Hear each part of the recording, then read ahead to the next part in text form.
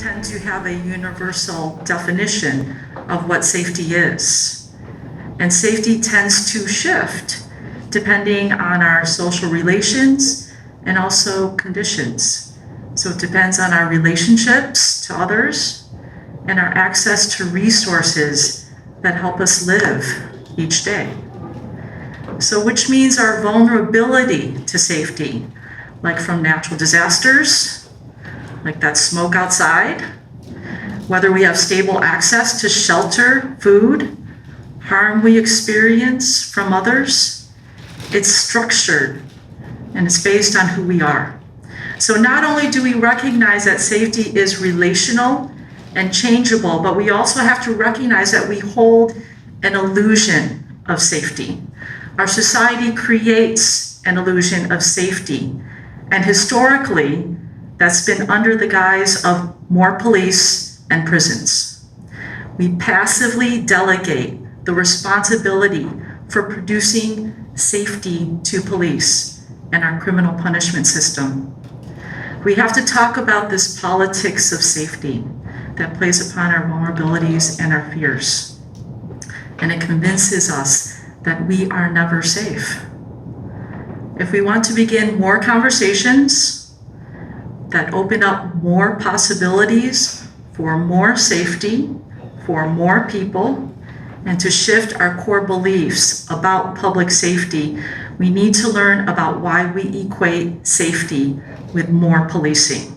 We didn't know much about the Redmond Police. I live here in downtown and I never even see them around. So we put together our questions for the chief, and the chief actually met with us personally and answered those questions. And kind of offhand, at the end of that conversation, one of the members of our group said, "Oh, and by the way, do you have any data on arrests by race?" And he said yes. We said, "Well, have you looked at them? Are there any issues there?" "No." He says, "No issues." So we got the data, and it just knocked our socks off. And it is because of the disparities like the ones that you saw in the data that was shown earlier and that are on the table that we're really motivated to participate in exploration of alternatives to traditional policing. So this information that we shared tonight is super important because it influences how we vote, how we talk to each other about these issues, and how we talk to council members as well. And so I just want to ask and keep reflecting on, is there any ways that you guys see alternative ways to policing working in our communities? If anybody wants to share. Yeah, Joy. Money that is going to be generated for public safety should go to community groups, nonprofits. The solution that I think for community public safety is free college and education, housing, a livable wage, actually a more than livable wage, like a thriving wage. Great, thank you so much for sharing. Yeah, something I've had a couple conversations with people in city government from a systemic perspective is how public safety is measured. It's typically measured from the standpoint of justifying the need for public safety. So Yes. here's all the things we did, give us more people so we could do more of these things, which actually has nothing to do with safety. Right. So if you were to measure, for instance, how many people were diverted from, various vagrancy laws because we successfully got them housed. So we didn't have to enforce laws.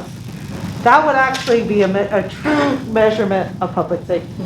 It's a tough one to replace the police. Meetings like this, like these ones here, more of them, not only to the community work, the police themselves will help. We need more of these. Right. Here, and then we'll go to Art. I think safety also comes with a sense of belonging, and peace of mind is a big thing that happens when you feel safe. Thank you. Art? A city is equal to a body. And if my physical body has an ailment, if I get a cut on my leg, all of the cells in my body go to work to repair that cut on my leg. So my body is actually creating safety by taking care of the areas that hurt. It's people who care about people who hurt create safety in those areas. Right.